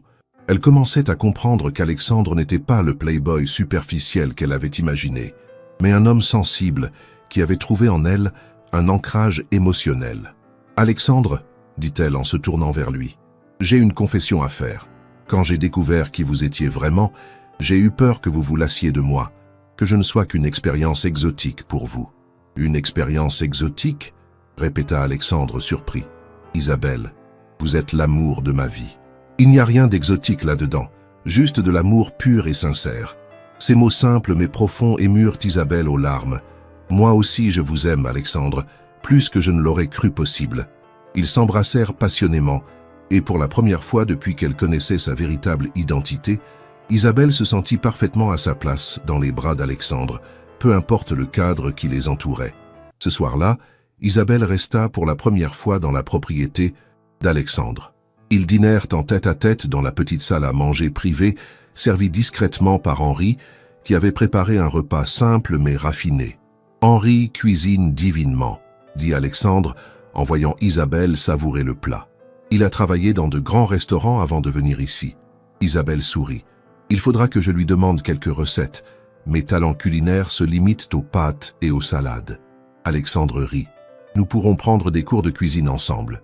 J'aimerais apprendre à préparer des plats simples comme ceux que vous faites. » Après le dîner, ils se promenèrent dans le jardin éclairé par de discrets spots lumineux. L'endroit était magique, avec ses massifs de fleurs, sa fontaine ancienne et ses allées bordées de buis taillés. « Alexandre, » dit Isabelle en s'arrêtant près de la fontaine, « je commence à comprendre que notre différence de situation n'est peut-être pas un obstacle insurmontable. » Alexandre la regarda avec espoir. « Qu'est-ce qui vous fait dire cela ?» Isabelle réfléchit un moment. « Aujourd'hui, en voyant votre maison, en rencontrant Henri, en vous observant dans votre environnement, j'ai réalisé que vous restiez vous-même. Vous n'avez pas changé d'attitude. Vous n'êtes pas devenu hautain ou distant. Vous êtes toujours l'homme dont je suis tombée amoureuse. Et puis, continua-t-elle, j'ai vu comment vous utilisiez votre fortune. Ce mécénat anonyme pour l'école, j'ai fini par comprendre que c'était vous. » Alexandre sursauta. « Comment ?» Isabelle sourit. « Le directeur a mentionné que le mécène connaissait parfaitement nos besoins, qu'il avait spécifiquement financé une sortie à Giverny. Et puis, vous n'avez pas été surpris quand je vous ai annoncé la nouvelle. Vous saviez déjà. » Alexandre baissa la tête, pris en flagrant délit. « Je voulais juste vous faire plaisir, rendre vos élèves heureux. » Isabelle prit son visage entre ses mains. « C'est exactement cela qui me fait vous aimer encore plus. Vous auriez pu m'offrir des bijoux ou des voyages, mais vous avez choisi d'aider mes élèves. Vous avez compris ce qui comptait vraiment pour moi. » Cette nuit-là, blottie contre Alexandre dans sa grande chambre, Isabelle repensa à son parcours depuis leur première rencontre. Elle avait découvert l'amour véritable avec un homme qui se trouvait être l'un des plus riches de France. Mais cette richesse n'était plus un obstacle. C'était devenu un outil au service de leurs valeurs communes, un moyen de réaliser des projets qui avaient du sens. Elle comprenait maintenant qu'Alexandre n'était pas défini par sa fortune, mais par l'usage qu'il en faisait. Le lendemain matin, Isabelle se réveilla dans les bras d'Alexandre, baignée par la lumière douce qui filtrait à travers les rideaux de soie. C'était dimanche, et ils avaient prévu de passer la journée ensemble sans contrainte. « Bonjour, belle endormie », murmura Alexandre, en déposant un baiser sur son front. « Bien dormi ?» Isabelle s'étira gracieusement. « Merveilleusement bien. Votre lit est incroyablement confortable. » Alexandre rit. « Attendre que vous vous y habituiez. » Cette phrase, dite sur le ton de la plaisanterie, révélait pourtant ses espoirs les plus profonds. Ils prirent leur petit déjeuner sur la terrasse du jardin, servi par Henri qui semblait ravi de voir son employeur si heureux. « Monsieur, » dit-il discrètement à Alexandre pendant qu'Isabelle admirait les roses. « Si je puis me permettre, mademoiselle Martin est charmante. Elle a su mettre à l'aise tout le personnel hier soir. C'est une qualité rare. » Alexandre sourit, touché par l'approbation de cet homme qu'il respectait énormément. « Merci, Henri. Votre opinion compte beaucoup pour moi. » Henri hocha la tête. « Mademoiselle a un cœur généreux. On le voit dans ses yeux, dans sa façon de parler aux gens. Elle vous rend meilleur, monsieur. » Cette journée marqua véritablement le début d'une nouvelle phase dans leur relation. Isabelle commença à passer de plus en plus de temps chez Alexandre, apprenant à connaître les habitudes de la maison, se familiarisant avec un mode de vie qu'elle n'avait jamais imaginé. Mais elle gardait son appartement et son indépendance, continuant à enseigner avec la même passion, refusant qu'Alexandre change quoi que ce soit à sa vie professionnelle. Alexandre, de son côté, découvrait les joies de partager son quotidien avec quelqu'un. Isabelle apportait une dimension humaine à sa somptueuse demeure. Elle installait des fleurs fraîches dans les vases, mettait de la musique dans les pièces silencieuses, invitait ses collègues pour des dîners décontractés. La maison reprenait vie et Alexandre réalisait qu'il n'avait jamais été aussi heureux. Un soir, environ 8 mois après leur première rencontre, Alexandre prit une décision qui allait changer le cours de leur histoire. Il avait préparé quelque chose de spécial pour Isabelle, quelque chose qui reflétait parfaitement leurs deux univers. Il l'emmena dîner dans un restaurant étoilé, mais pas n'importe lequel. Un établissement tenu par un chef qui avait grandi dans le même quartier qu'Isabelle et qui utilisait sa renommée pour aider les jeunes de banlieue à se former au métier de la restauration. « Comment avez-vous découvert cet endroit ?» demanda Isabelle, impressionnée par l'atmosphère à la fois raffinée et chaleureuse du restaurant. « J'ai fait des recherches, » répondit Alexandre mystérieusement. « Je voulais un endroit qui nous ressemble. » Le chef, informé de leur présence, vint les saluer personnellement. « Mademoiselle Martin ?» dit-il en reconnaissant Isabelle. « Vous enseignez à l'école Jean-Baptiste Clément? Mon petit frère était dans votre classe il y a 2 ans. Il parle encore de vous. » Isabelle fut touchée par cette reconnaissance inattendue.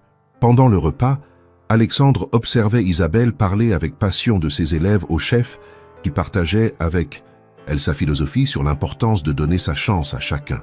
Il réalisait à quel point cette femme était extraordinaire, à quel point elle enrichissait tout ce qu'elle touchait. C'est à ce moment qu'il prit sa décision finale. « Isabelle, dit-il quand ils furent seuls, j'ai quelque chose d'important à vous dire. » Isabelle leva les yeux vers lui, intriguée par le ton solennel de sa voix. « Ces mois passés avec vous ont été les plus beaux de ma vie, » commença Alexandre. « Vous m'avez appris ce qu'était vraiment l'amour. Vous m'avez montré qu'il était possible d'être heureux. Vous avez transformé ma maison en foyer, ma fortune en outil de générosité, ma solitude en partage. » Il prit une petite boîte velours dans sa poche et s'agenouilla devant elle. « Isabelle Martin, accepteriez-vous de m'épouser ?» Dans la boîte se trouvait une bague d'une simplicité élégante, un solitaire serti de diamants discrets, beau sans être ostentatoire. Isabelle porta ses mains à sa bouche, les larmes aux yeux. Elle n'avait pas vu venir cette demande, mais elle réalisa immédiatement que sa réponse était évidente. « Oui, » dit-elle dans un souffle. « Oui, Alexandre, bien sûr que oui. » Alexandre glissa la bague à son doigt et ils s'embrassèrent sous les applaudissements discrets des autres clients du restaurant qui avaient assisté à la scène. C'était un moment parfait, à l'image de leur amour, authentique, émouvant et empreint d'une sincérité qui touchait tous ceux qui en étaient témoins. Les préparatifs du mariage furent l'occasion pour Alexandre et Isabelle de définir ensemble le style de vie qu'ils voulaient adopter. Ils optèrent pour une cérémonie simple mais élégante, dans l'église du quartier d'Isabelle, suivie d'une réception dans le jardin de la propriété d'Alexandre. Ils invitèrent leurs familles respectives, leurs amis, proches, ainsi que les collègues d'Isabelle et quelques associés d'Alexandre qui étaient devenus des amis au fil des années. Merci de laisser un j'aime si vous suivez toujours cette belle histoire d'amour.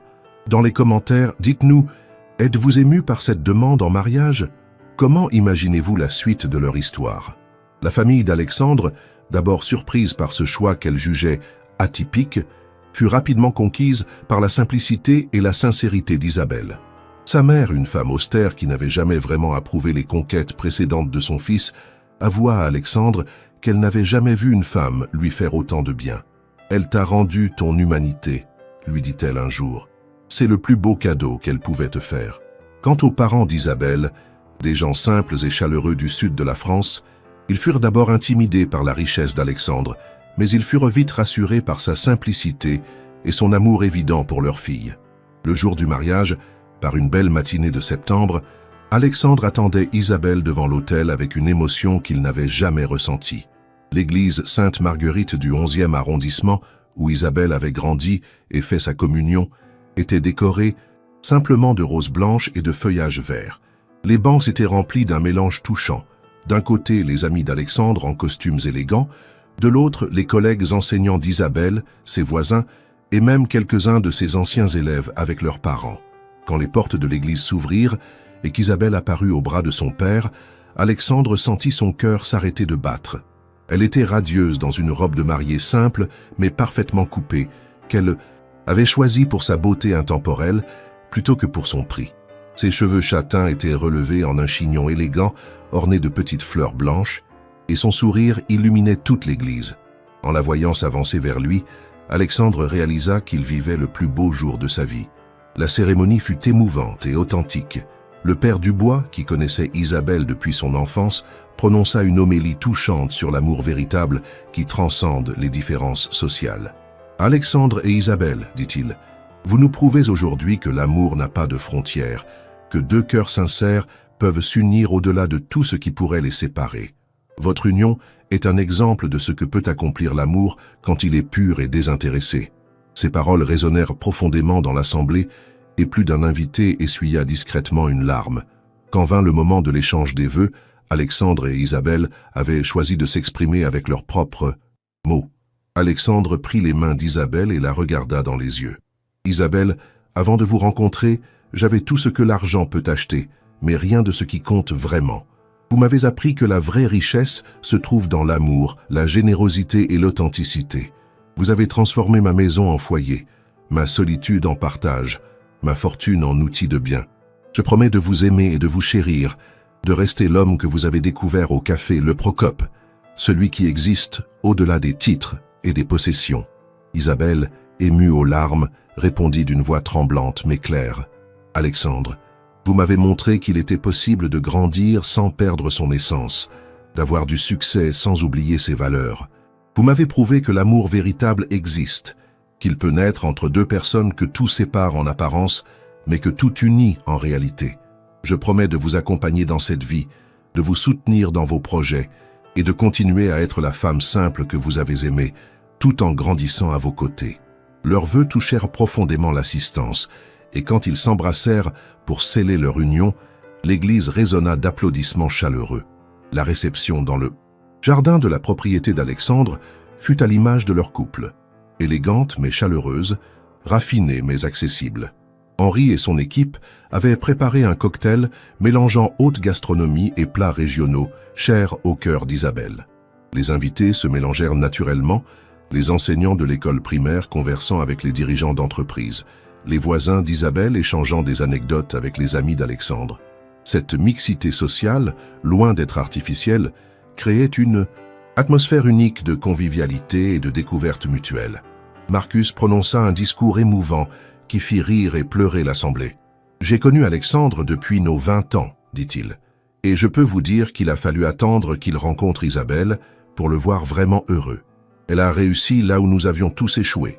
Elle lui a fait redécouvrir son humanité. Alexandre, tu es enfin devenu l'homme que tu étais destiné à être. Et Isabelle, merci d'avoir sauvé notre ami de sa tour d'ivoire. » Le père d'Isabelle, simple retraité de la poste, prit ensuite la parole avec une émotion palpable. « Ma fille a toujours eu un grand cœur, mais Alexandre, vous lui avez donné des ailes.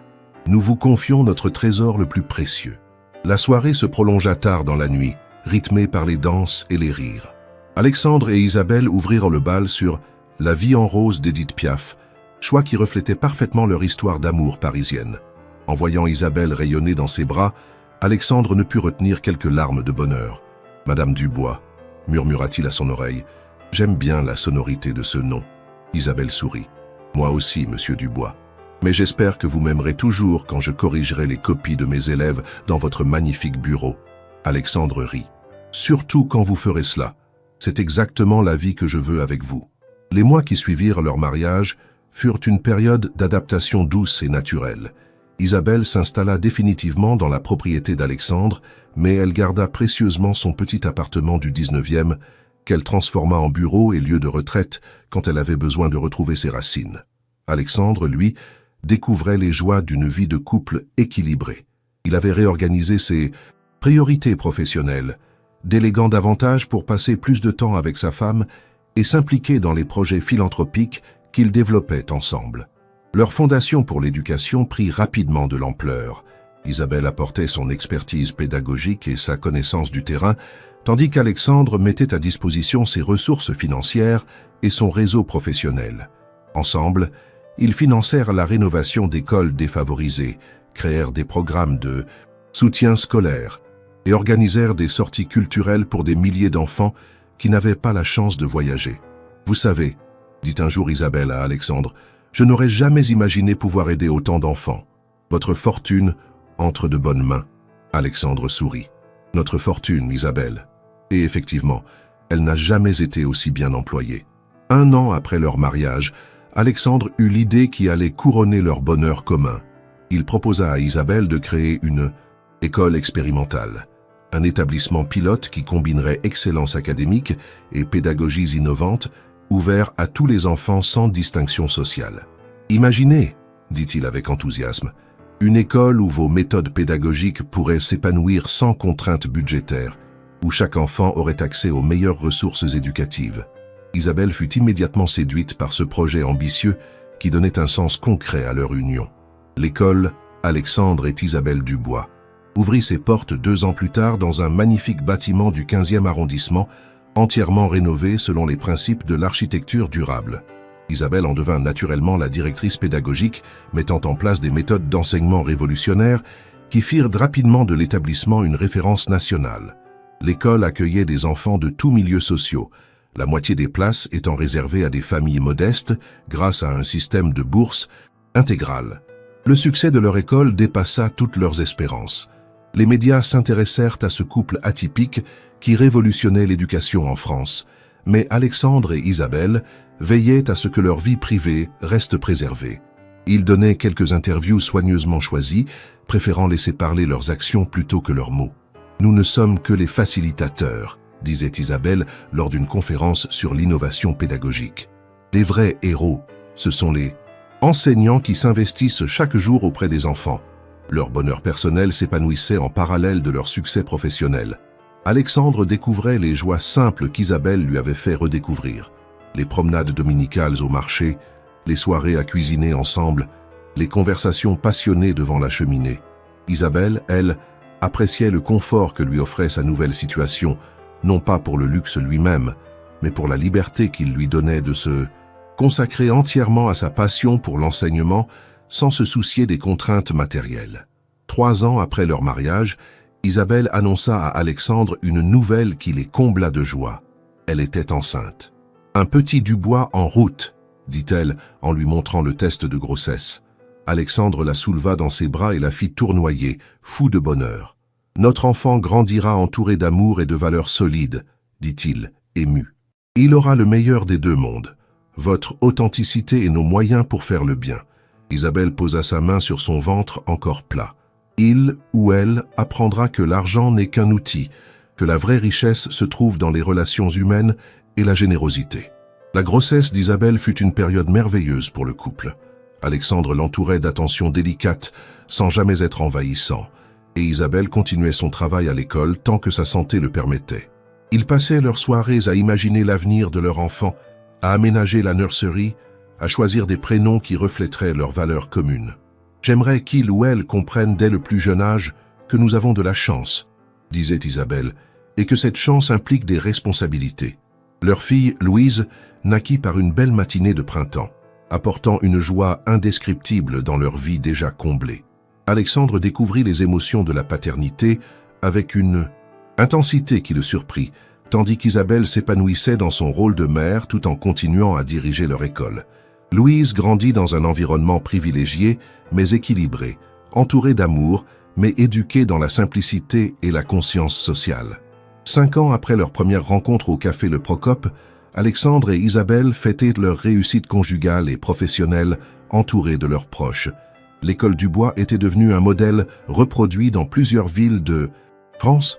Leur fondation avait aidé des milliers d'enfants, et leur fille Louise, désormais âgée de 2 ans, illuminait leur journée de son rire cristallin. « Vous souvenez-vous, dit Alexandre à Isabelle en la serrant contre lui, de ce premier dîner où vous hésitiez à commander autre chose qu'une salade ?»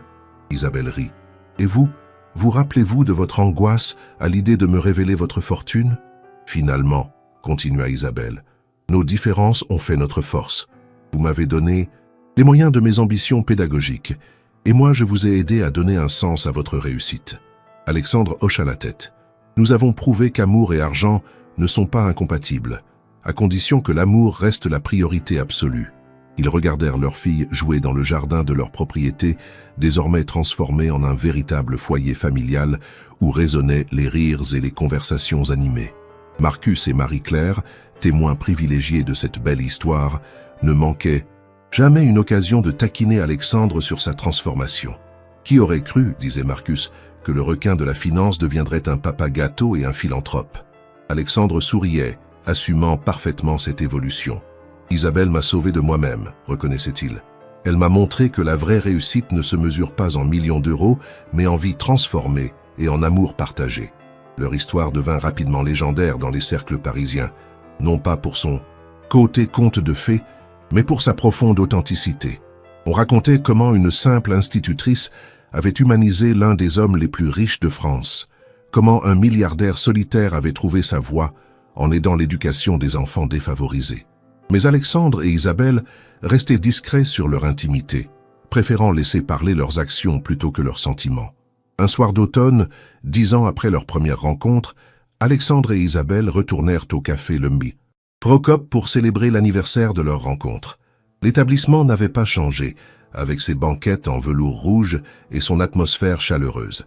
Ils s'installèrent à la même table que celle de leur premier rendez-vous, émus de ce retour aux sources. « 10 ans », murmura Isabelle en regardant autour d'elle. « J'ai l'impression que c'était hier, et à la fois dans une autre vie. » « Nous avons parcouru un sacré chemin, » dit Alexandre en prenant sa main. « De ce premier dîner où je me faisais passer pour un homme d'affaires ordinaire à aujourd'hui, où nous dirigeons ensemble une œuvre qui nous dépasse. » Isabelle sourit. « Et dire que j'avais failli ne pas venir à ce rendez-vous.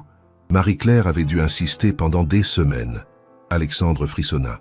Heureusement qu'elle a insisté. Imaginez si nous nous étions ratés?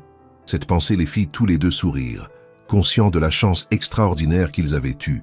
Le serveur, le même homme d'âge mûr qui les avait servis 10 ans plus tôt, les reconnut et vint les saluer. « Ah, le couple du miracle, » dit-il en souriant. « Nous gardons précieusement le souvenir de votre première rencontre ici. Vous étiez si timide, si touchant. Et maintenant, regardez-vous. » Alexandre et Isabelle échangèrent un regard complice. Leur histoire était devenue partie intégrante de la légende du lieu, et ils en étaient fiers. Pendant le dîner, ils évoquèrent leurs projets futurs.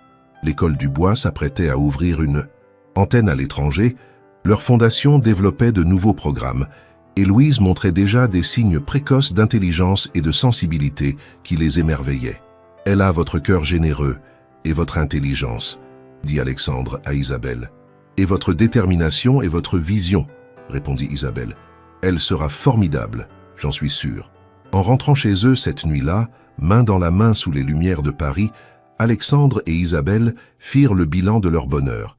Ils avaient construit bien plus qu'un mariage réussi. Ils avaient créé un modèle de vie qui inspirait leur entourage. Leur amour, né d'un malentendu et nourri par la découverte mutuelle, était devenu une force transformatrice qui rayonnait au-delà de leur couple. « Vous savez ce qui me rend le plus fier ?» dit Isabelle en se blottissant contre Alexandre dans leur lit. « C'est que nous avons réussi à rester nous-mêmes tout en grandissant ensemble.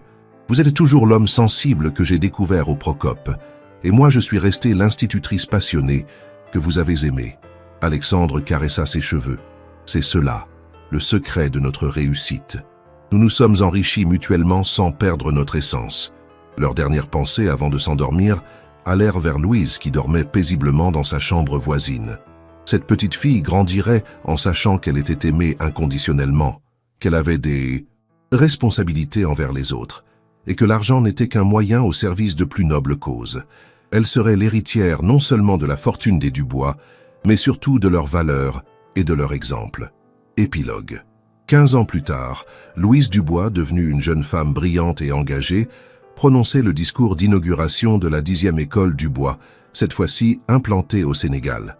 « Mes parents m'ont appris, disait-elle devant l'assemblée émue, que l'amour véritable se reconnaît à sa capacité à transformer le monde. Leur rencontre, née du hasard d'un rendez-vous arrangé, a donné naissance à une œuvre qui dépasse aujourd'hui nos frontières.